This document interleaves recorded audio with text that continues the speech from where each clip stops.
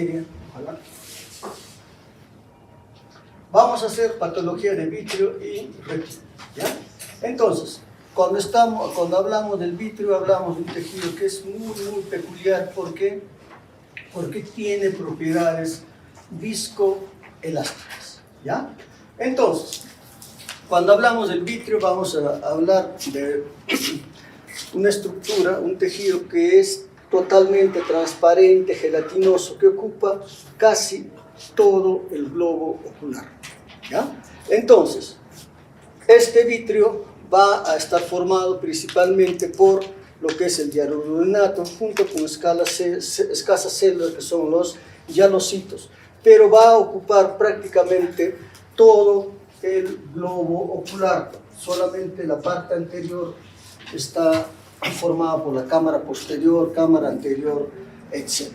Entonces, este vitrio también cumple con algunas condiciones que son propias a todas las superficies oculares que estamos viendo. Por ejemplo, que son transparentes, ¿ya? Entonces, esta transparencia, este vitrio, va a también tener ciertas propiedades, entre las cuales está la elasticidad, la viscosidad y cierta rigidez que está en determinadas zonas, ¿ya? Entonces, el vitrio, como en diferentes tipos de estructuras, también va cambiando a lo largo de toda la vida, de tal forma que es muy diferente el vitrio del niño, el vitrio del adulto y el vitrio del anciano. Entonces, dentro de las funciones que va a tener el vitrio, es un medio transparente, y este medio transparente va a servir de amortiguación frente a diferentes noxas de tipo traumático que pueda sufrir el globo ocular. De la misma forma, va a ser el soporte de las estructuras que están cerca a ella, como es la retina, la coroides, ¿ya? Ayuda también a mantener la presión intraocular, pero la estructura o el elemento que permite una presión intraocular constante es, ¿cuál?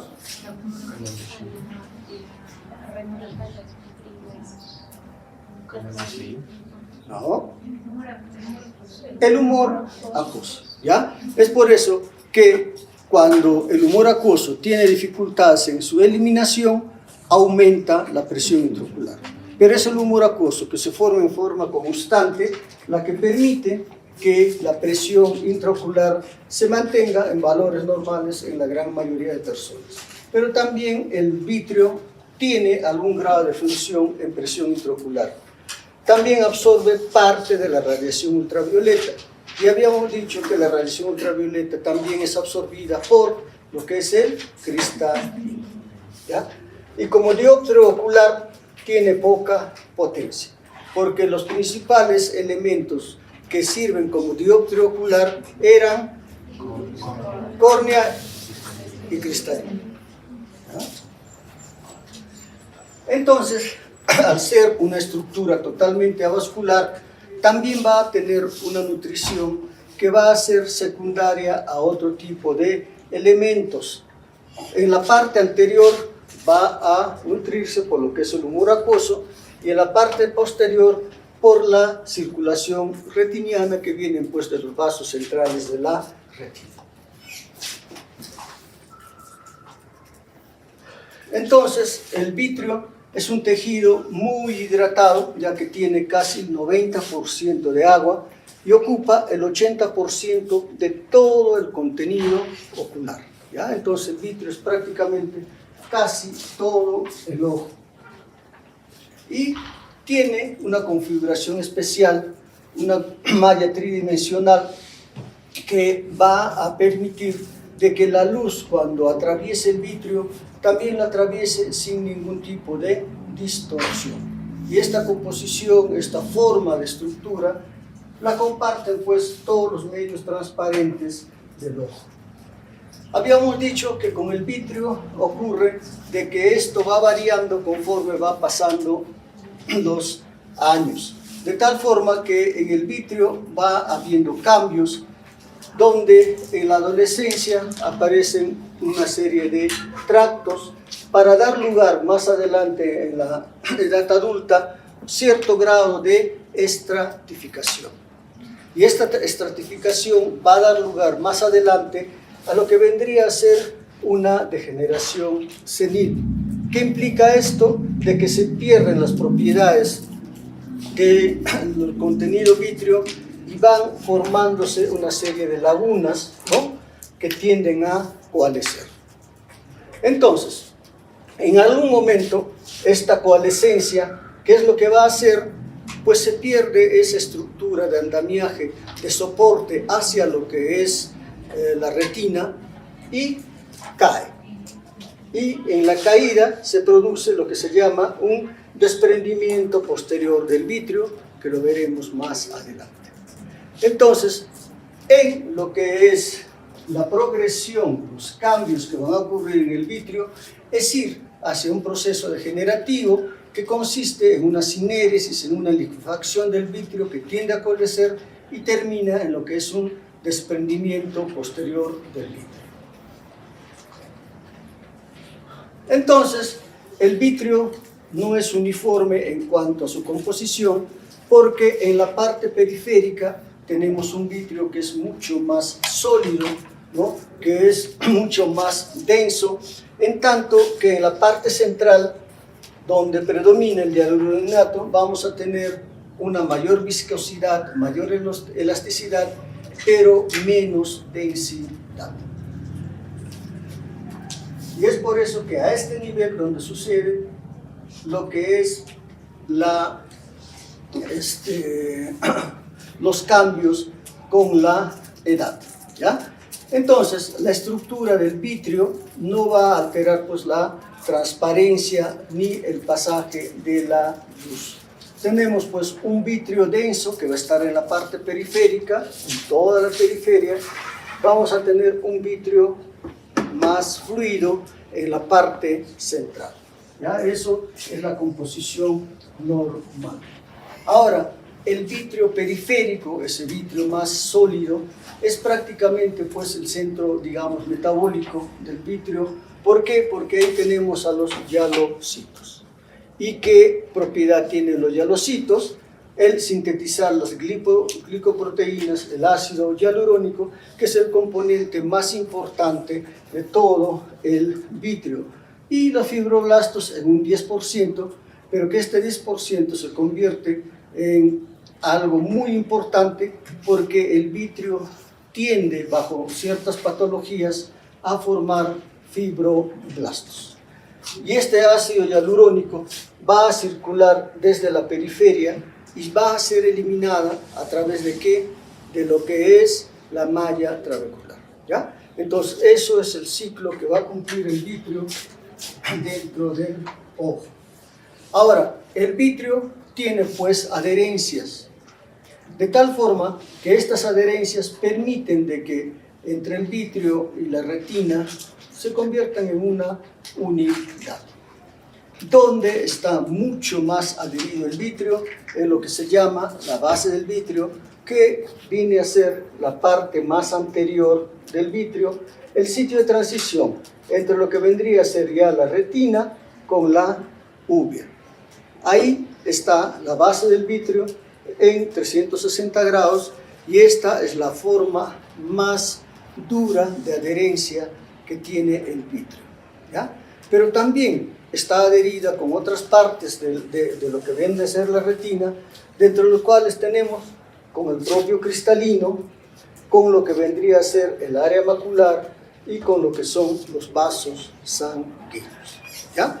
Entonces, cuando se produce lo que es el desprendimiento posterior del vítreo, ¿qué es lo que va a haber?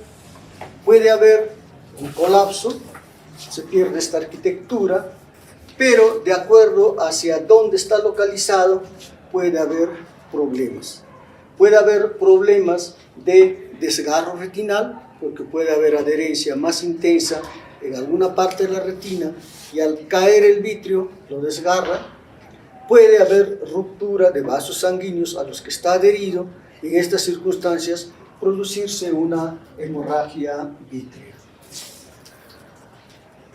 Entonces, la base del vítreo que es la parte más anterior, constituye pues la zona donde está más firmemente adherida el vitrio. ¿Ya? Ahora, el vitrio es una estructura totalmente transparente, no existe ninguna otra sustancia ahí más que la composición tridimensional de ácido hialurónico, pero puede haber situaciones en que haya hemorragia vítrea y es importante ver cuál es el estado de la retina. ¿Ya? Siempre hay patologías en el vitrio que pueden alterar la situación de la retina, por lo tanto, saber cómo está ella es muy necesario saberlo. ¿Ya? Entonces, veamos qué patologías pueden aparecer dentro de este vitrio. ¿Ya? Pero tengamos en cuenta algo primero, de que el vitrio es una estructura muy inestable, que frente a diferentes tipos de noxas, sean traumáticas, inflamatorias, etc., este vitrio tiende a deteriorarse y puede poner en riesgo lo que es la retina, que es su más vecina, que es la estructura más vecina, y esto condicionar la salud del ojo. ¿Ya? Entonces, ¿qué cosas ocurren como patología dentro del vitrio? Pues degeneraciones, aquella que habíamos dicho, la degeneración lacunar, que es un proceso fisiológico que ocurre en todas las personas conforme pasa el tiempo. Puede haber opacidades, producto de pronto de algunas infecciones a nivel del vitrio. Puede haber también infecciones, ¿no?, determinadas, y con esto se produce pues un peligro en todo el ojo, porque esa infección puede producir problemas en retina, etc. Y la presencia de fibrosis. ¿Ya? Todas las patologías del vitrio pueden evolucionar hacia lo que es fibrosis, y cuando ya estamos ante un estado de fibrosis puede haber un desprendimiento de retina traccionado. Entonces, dentro de las malformaciones vítreas hay una patología que es muy infrecuente, que es la persistencia del vitrio primario hiperplásico, que se presenta como una especie de una catarata secundaria. Esto normalmente se produce durante la evolución, una reabsorción de todo, pero cuando hay fallas en la reabsorción se produce pues esta persistencia del vitrio primario hiperplásico. Ahora, hay degeneraciones vítreas, entre las cuales tenemos a la degeneración lacunar, que dará lugar al desprendimiento posterior del vitrio, y la degeneración en empalizar. Veamos entonces la primera, la degeneración lacunar, o llamada también sinéresis.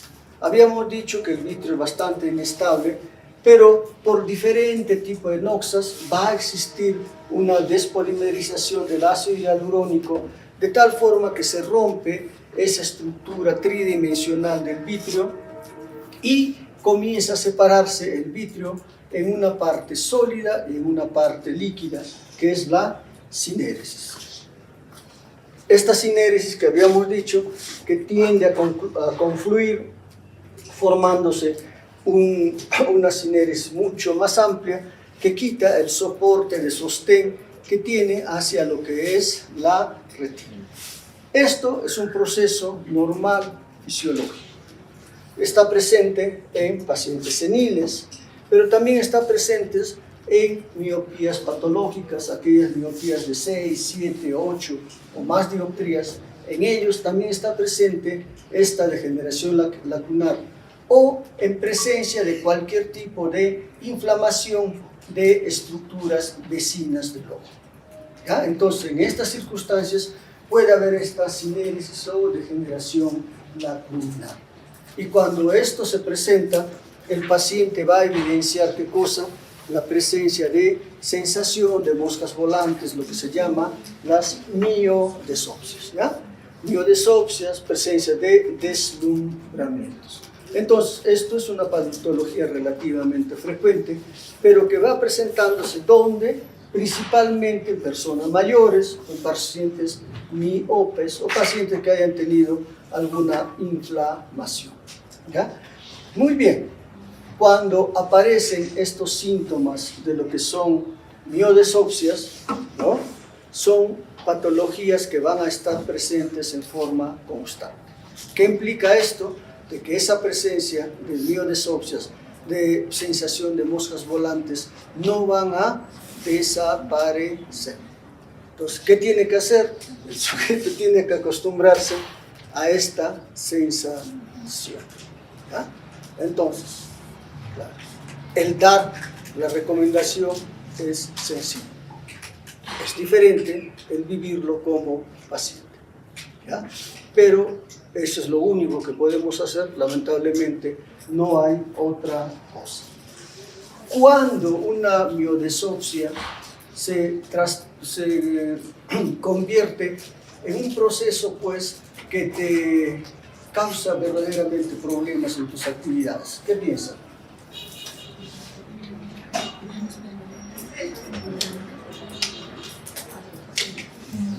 Porque cuando sucede esto, la visión es normal, no interfiere con la visión.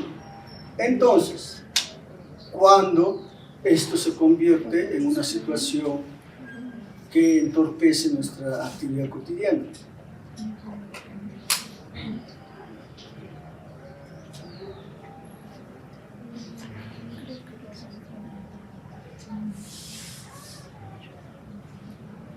¿Cuándo? ¿Cuándo? No, pero van con buena visión. Cuando son muchas en cantidad. Igual va a haber algo más de moscas volantes. Sí, pues. ¿Cuándo?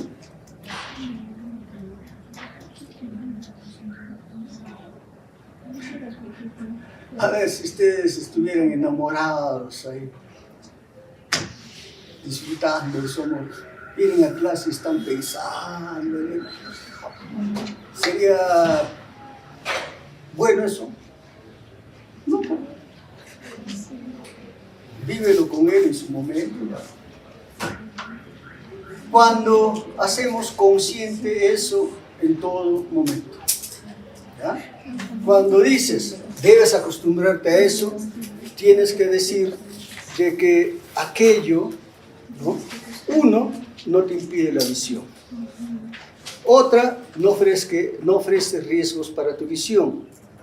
Y que en la medida que tú estés pensando en eso, sí vas a perder concentración, sí vas a tener problemas. Claro, si vas a estar pendiente, mira que está acá, mira para allá, no, olvídate. ¿Ya? A ver, siempre pongo este ejemplo. ¿Cuál ha sido tu frecuencia cardíaca en los últimos 2 minutos?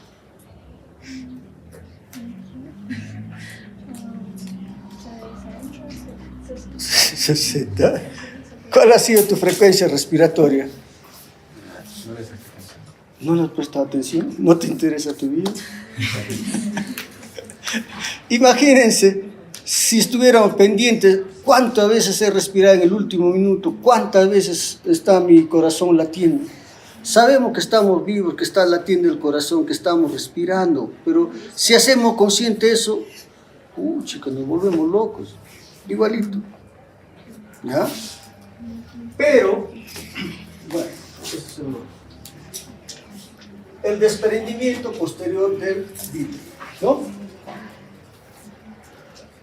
El vitrio que está en contacto con la retina a la que da un soporte, en un momento cae. ¿Ya? ¿Por qué? Porque hay pues esta cineris que es muy amplia, que le quita ese sostén que normalmente tiene, y esta coalescencia de varias lagunas ante cualquier trauma o incluso en forma espontánea puede colapsar. Y en esa caída, ¿qué es lo que puede producir? Pues puede producir un desgarro retinal. Pero en esa caída, ¿qué es lo que va a haber? Una separación entre lo que es el vitrio fluido con el vitrio más denso. Y esto que usualmente estaba adosado a la retina, ya no está en ella. Y este es un vitrio fluido. Pero en este proceso en que cae, puede haber un desgarro retinal. Si está adosado a un vaso sanguíneo, puede producirse una hemorragia vítrica, ¿ya? Entonces, en esto consiste el desprendimiento posterior del vitrio. Tampoco afecta la transparencia. Ahora, cuando cae el vitrio, a veces pues hay algunas estructuras o parte del vitrio que todavía está adosada a la retina. Y cada vez que esto va jalando la retina, que va produciendo visión de luces, lo que es las fotopsias. Esto sí, cuando está presente es más peligroso porque puede producir un desgarro retinal.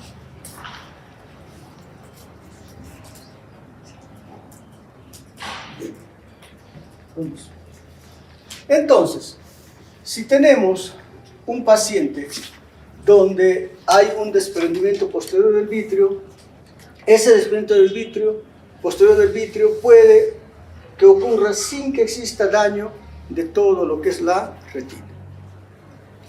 Y esta presencia del desprendimiento posterior del vitrio se manifiesta por sensación de moscas volantes, lo que es las miodesopsias. Pero sí puede haber un desgarro retinal.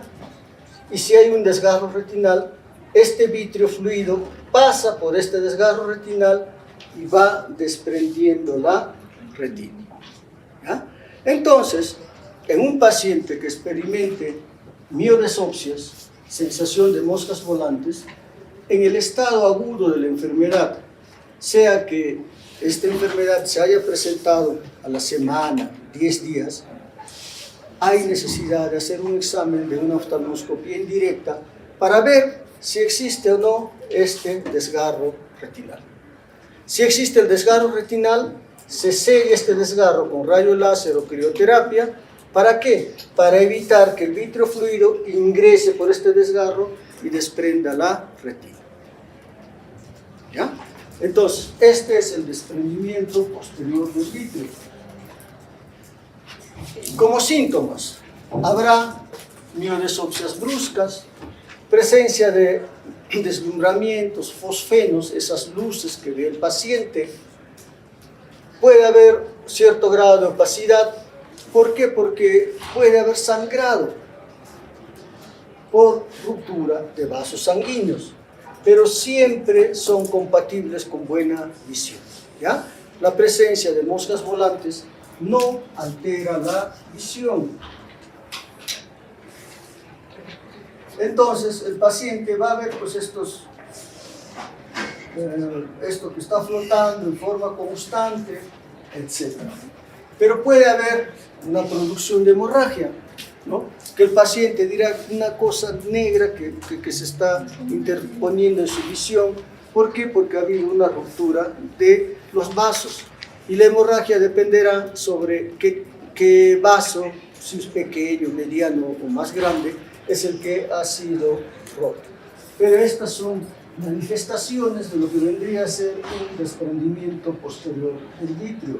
Y cuando hay un vitrio que todavía está tirando en forma constante, se producen los fosfenos o la visión de luces, que vendría a ser una patología algo de mayor riesgo. La degeneración en empalizada, llamada también degeneración latis, es otra degeneración que es bueno que tengan en cuenta. Es una degeneración conjunta del vitrio y la retina, es una situación heredada, se sitúa principalmente en la parte anterior y no da sintomatología, ¿ya? Entonces, ¿en quiénes debemos de buscar este tipo de degeneración latis? Sobre todo en los miopes patológicos. Miopes que tengan medidas de 7, 8 o más dioptrías.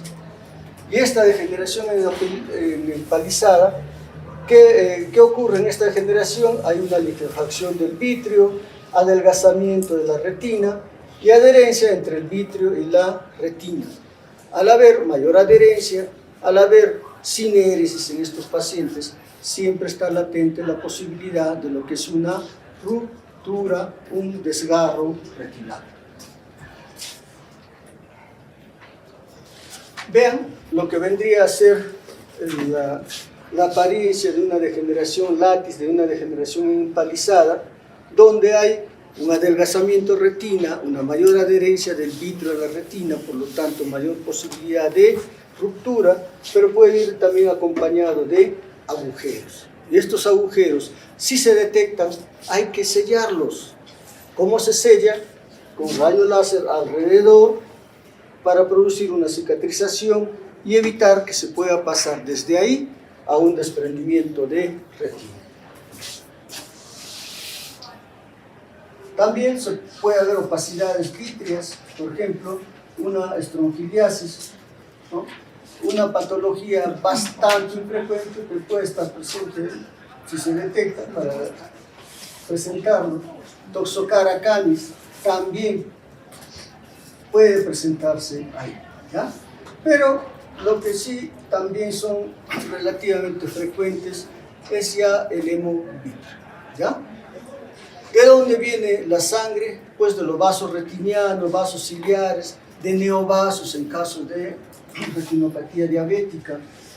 Entonces, este hemovitrio, cualquiera que sea la etiología, sea porque hay un desprendimiento posterior del vitrio, desgarro retinal, traumatismos, retinopatía diabética, discrasia sanguínea, etc., cualquiera de ellos va a tener pues una conducta expectante en cuanto a lo que es el tratamiento, ¿ya? Ahora, la hemorragia vítrea puede ser pues intravítrea, prerretiniana, etc., ¿no? Dependiendo dónde esté ubicada, va a presentarse mayor o menor disminución de la agudeza visual. Entonces, cuando se produce la hemorragia vítrea, generalmente es una conducta expectante la que se tiene, de tal forma que esto en la evolución va a ir una degradación progresiva de esa sangre, llamada hemosiderosis, hasta que se produzca la reabsorción total, ¿ya? Ahora, cuando hay sangrados, puede haber fibrosis, se puede generar una membranogénesis, y esta membranogénesis que va a producir, pues produce la posibilidad de un desprendimiento retina, tracción. Entonces, cuando hay recidivas de hemorragias, tenemos más posibilidades de que el paciente desarrolle estas fibrosis, esta membranogénesis, ¿ya? Habíamos dicho que el vitrio es una estructura muy inestable y su inestabilidad conduce a la formación de fibrosis. Vean, una hemorragia prerretiniana. En este paciente, ¿cómo estará la agudeza visual? El vitrio está transparente.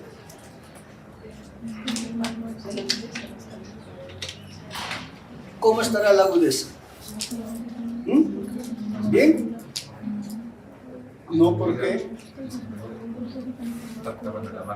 Claro, está tapando la mácula. Entonces la visión cae. Vean ahí, una hemorragia vítrea que ya está en proceso de reabsorción, en una hemosiderosis, y es parte de lo que había de la hemorragia. En todo caso, en una hemorragia, para tener una visión expectante, hay que tener en cuenta cuál es el estado de la retina, ¿ya? Si la retina no está desprendida, si la hemorragia no es secundaria a una retinopatía diabética, etc., se puede esperar. ¿Qué tiempo esperamos? Mes, mes y medio, ¿ya? Pero si hubiera una hemorragia vítrea por neovascularización rota de un paciente con retinopatía diabética, ahí es diferente la conducta. Se ponen antiangiogénicos o se hace vitrectomía. Si la retina está desprendida, hay que solucionar el problema de la retina y ver lo de la hemorragia, ¿ya? Entonces, decíamos pues, esperar una reabsorción espontánea, y para ello el reposo es importante. Tarda más en reabsorberse cuando la hemorragia está en vitrio sólido, y las recidivas tardan en reabsorberse más, ¿no? Cuando ya no reabsorbe, ¿qué hacer? Una vitrectomía. Dentro de lo que son opacidades degenerativas, tenemos a la hialosis asteroidea, que tiende a ser unilateral, se presenta más en personas seniles, y son pues jabones cálcicos que están depositados ahí en el ojo, no interfieren en la visión, no son móviles. ¿Ya? Esto es un tipo de degeneración. Otra opacidad degenerativa es la cintisis centellante, ¿no? Que son partículas brillantes, móviles, ¿no? Son cristales de colesterol y tampoco van a interferir con lo que es la visión. ¿Ya? Estos sí son móviles, es más o menos lo que puede referir el paciente. ¿Ya?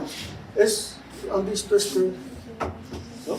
Que cuando lo mueven aumenta, igualitito, eso lo ve el paciente, solamente que lo ve de este color.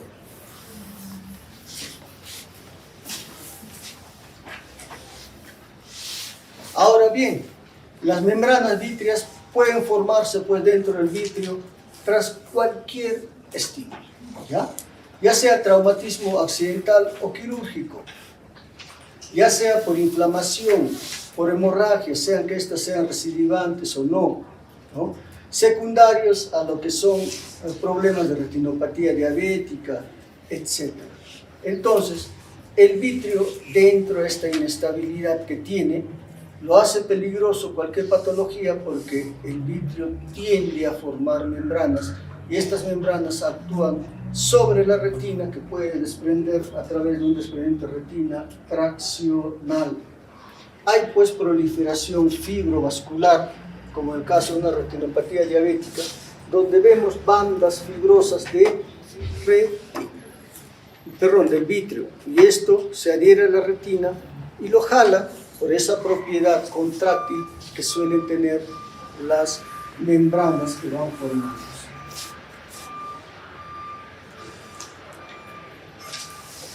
Entonces, en el vitrio puede haber pues una vitrectomía cuando se tiene a un paciente que tiene una hemorragia vítrea que no reabsorbe, ¿ya? O cuando existen indicaciones por otra patología ocular que amerita que se tenga una vitrectomía.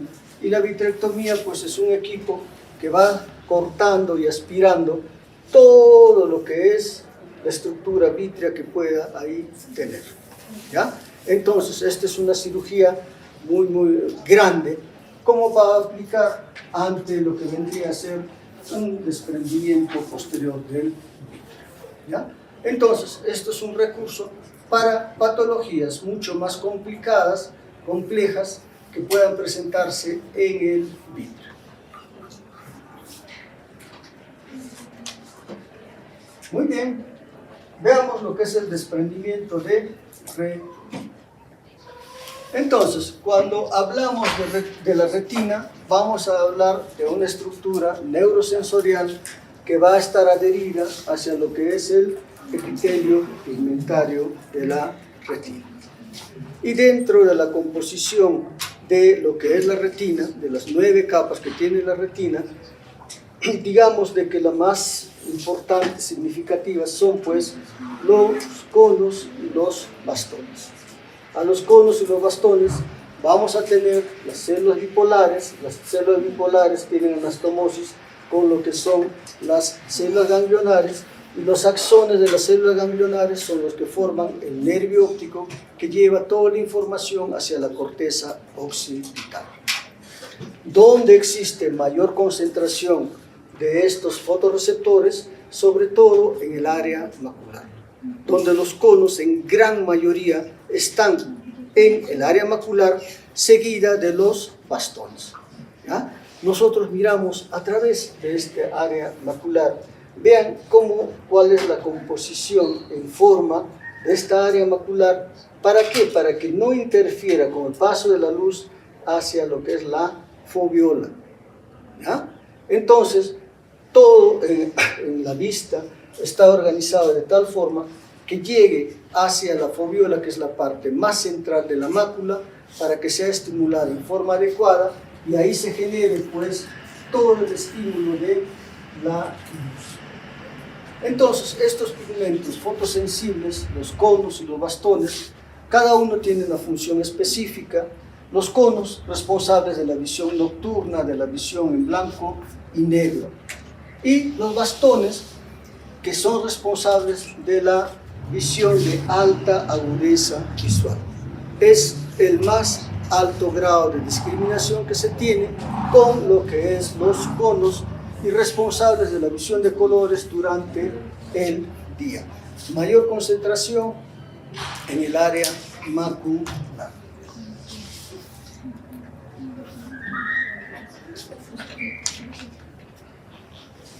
Entonces,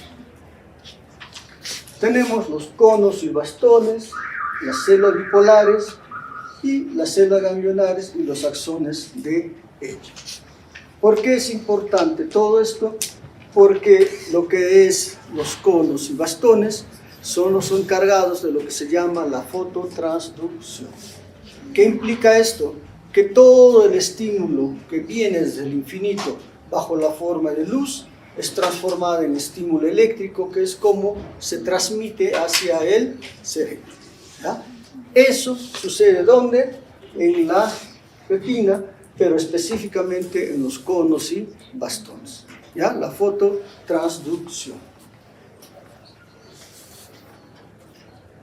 Bien, la retina neurosensorial está adherida a lo que es el epitelio pigmentario de la retina en forma, pues, digamos, virtual. Hay una aposición, ¿no?, que se mantiene unida, pero en forma bastante precaria.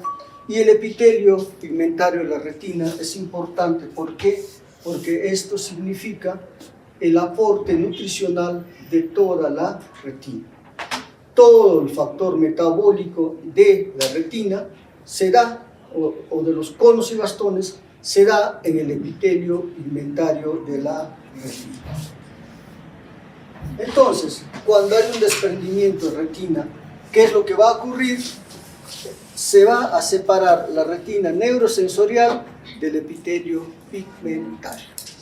¿Y qué ocurre entre el epitelio pigmentario y la retina? Que va a existir, pues, líquido. Ese líquido que es el humor vítreo más fluido. ¿Ya? Esto produce un desprendimiento de retina de tipo regmatógeno. Entonces, regma implica ruptura.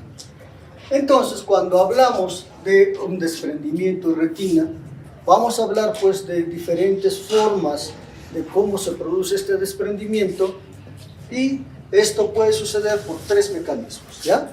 Uno, por acumulación de fluido debajo de la retina, que viene a ser, pues, cuando ocurren procesos inflamatorios donde el vaso sanguíneo en respuesta va a tener cierto grado de incompetencia, cierto grado de alteración en su permeabilidad, que deja salir fluido, y eso genera este fluido debajo de la retina. Se presenta sin que ocurra un desgarro o un agujero retiniano. Son, pues, no regmatógenos, ¿ya? Producto de procesos inflamatorios o algunas patologías como son procesos de hipertensión arterial crónica pero aguda, crisis hipertensivas, procesos de eclampsia, preeclampsia. El segundo mecanismo viene a ser por tracción vítrea de la retina. ¿Qué pasa? Se forman membranas vítreas, ¿no?, en el vítreo, y estas membranas vítreas tienden a adherirse hacia lo que es la retina, y la retina es traccionada, es jalada. Se produce, pues, un desprendimiento de retina traccional sin que exista ningún agujero, ninguna ruptura en la retina, ningún desgarro retinal, ¿ya? Entonces, ¿qué patologías condicionan la aparición de esto? Sobre todo lo que es la retinopatía diabética proliferativa, ¿ya? Es una causa de desprendimiento de retina traccional. Entonces, en el caso primero que vimos, hay vasos sanguíneos debajo de la retina y esto se produce desprendimiento de retina.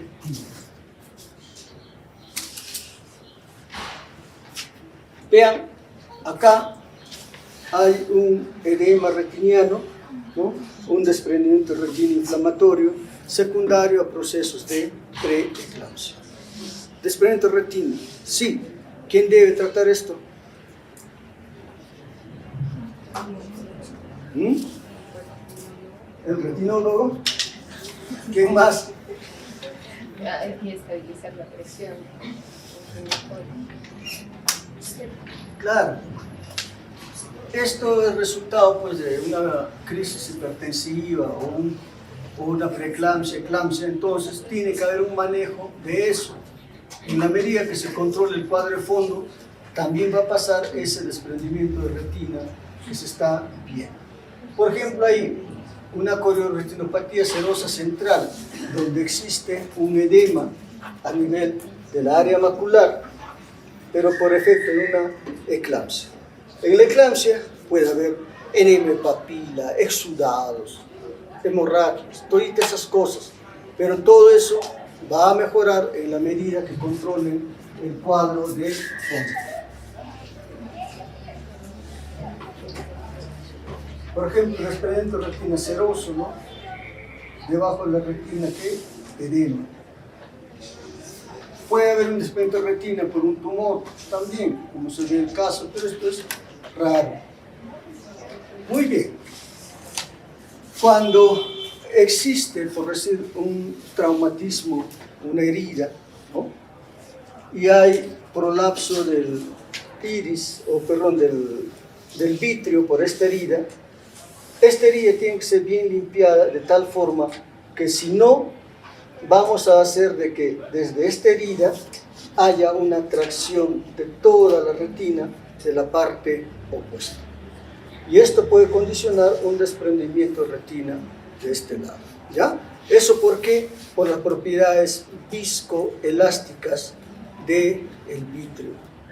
Por eso cuando se tiene una ruptura de cápsula posterior con vitrio que está en cámara anterior, etc., hay que limpiar bien el vitrio, porque desde ahí se puede ir generando un desprendimiento de retina.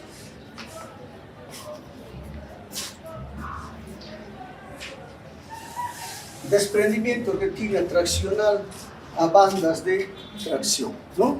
Vean, acá tenemos bandas de tracción con parte de retina comportándose como un solo elemento. ¿Qué podría ofrecerse a este paciente? ¿No? Si esto no está en una estructura importante, como puede ser el área macular, de repente puede haber funcionalmente una buena visión. Pero si está afectando ese desprendimiento de retina junto con toda esa masa al área macular, no es mucho lo que se puede hacer.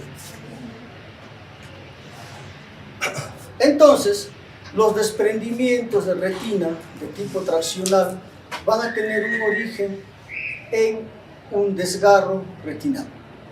Un desgarro retinal que puede ser preexistente, como en el caso de lo que es pues, una degeneración látiz, o que se forme en el proceso del desprendimiento posterior del vitrio. Y desde ahí puede gestarse un desprendimiento de retina. Vean, si tenemos este desgarro retinal y se identifica qué es lo que hay que hacer, cerrarlo, sellar este desgarro. ¿Cómo se sella? Con rayos láser alrededor o con crioterapia. De tal forma que por acá ya no pasa el líquido. Entonces, el tercer mecanismo, que es el más común, viene a ser el desprendimiento de retina traccional, ¿ya? Donde va a haber acumulación de líquido subretiniano a través de un agujero o desgarro retiniano. ¿Y de dónde viene el vitrio? Pues del vitrio fluido, que va a pasar a través del desgarro. Y esto produce el desprendimiento de retina de tipo regmatorio, ¿ya? Entonces, habrá pues una tracción de la retina, producción de desgarro, paso continuo de vitrio fluido a través del desgarro, y si no se actúa quirúrgicamente, se va a producir un desprendimiento de retina que va a ser irreversible. desde el desgarro pasa el fluido y va desgarrando progresivamente. Por lo tanto, los desgarros que están en la parte superior son más peligrosos, porque por gravedad va entrando y va desprendiendo la retina, que un desgarro que esté en la parte inferior.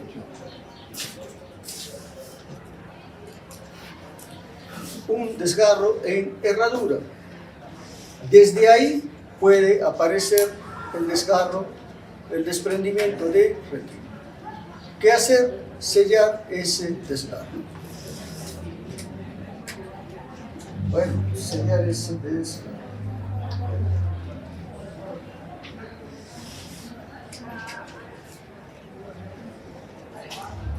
¿Ya? Entonces, desde ese desgarro va pasando el vitrio líquido que va desprendiendo la retina en forma progresiva. ¿Ya? Entonces, ¿qué va a ocurrir en un desprendimiento de retina? Pues tiene que haber primero la presencia de un desgarro retinal. Fuerza de atracción del vitrio sobre ese desgarro, existencia de vitrofluido en las cercanías que sean las encargadas de pasar a través de este desgarro. ¿Ya?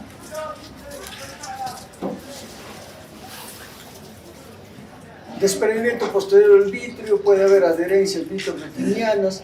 El hecho es de que exista pues un desprendimiento o un desgarro retinal previo. ¿Ya?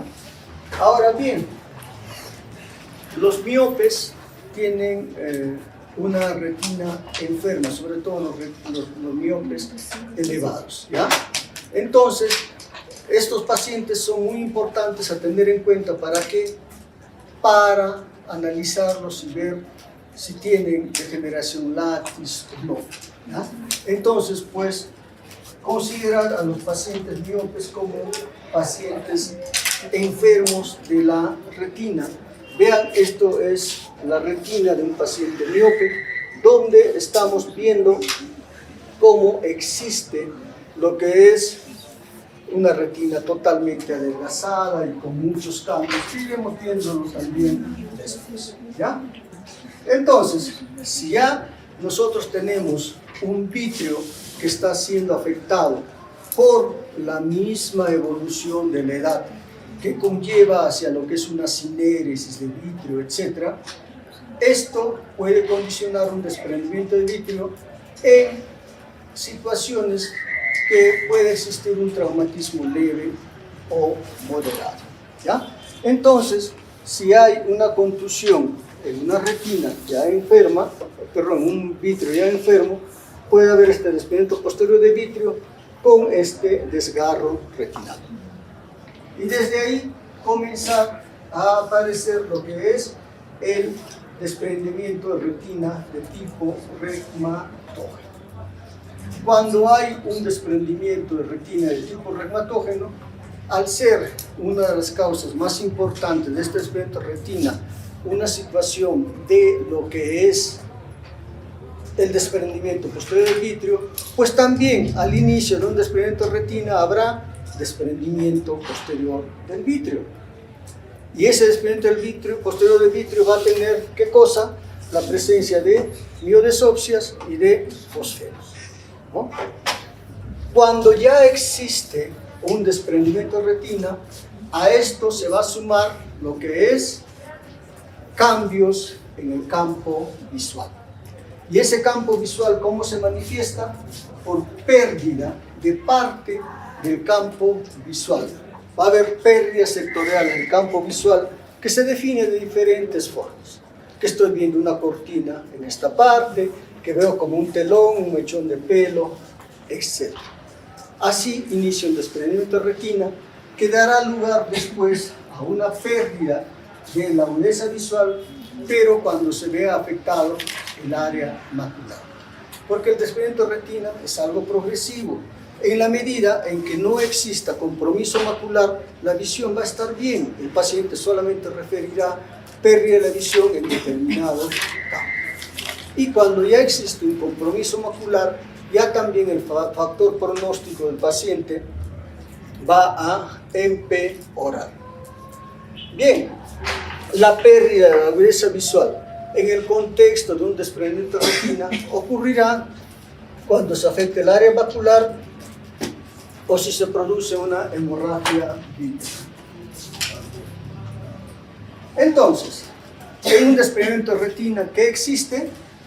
Una separación de la retina, del epitelio pigmentario de la retina neurosensorial que está desprendida. Ya habíamos dicho que el epitelio pigmentario de la retina constituye el factor de metabolismo de las células de la retina más internas, que son los conos y los bastones. Entonces, cuando existe esta separación, los fotorreceptores se quedan sin nutrición. Y esta falta de nutrición, ¿qué es lo que va a hacer?